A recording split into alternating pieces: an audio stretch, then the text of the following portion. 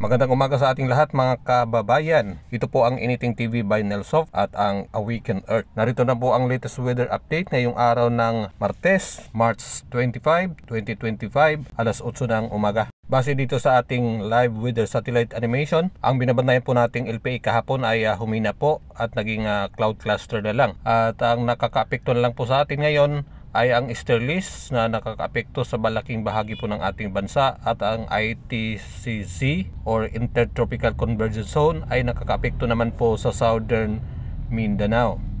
Dahil naman po sa ITCZ ay mayroon pa rin tayong inaasahang kalat-kalat ng mga pag-ambon o pag-ulan sa Davao Region, Soxargen, Bangsamoro at ilang bahagi po ng Zamboanga Peninsula. Dahil nga po tuluyang nawala ang amihan, ay posible na po tayo makakaranas ng mainit at malainsangang tanghali hanggang hapon ngayong araw sa natitirang bahagi po ng Mindanao, Visayas, Palawan at buong Luzon. Subalit mayroon pong konting mga pag-ambon dyan sa may Bicol Region ngayong umaga at dyan sa may southern portion ng Mindoro. Mayroon din po mamayang hapon dyan sa may southern Palawan.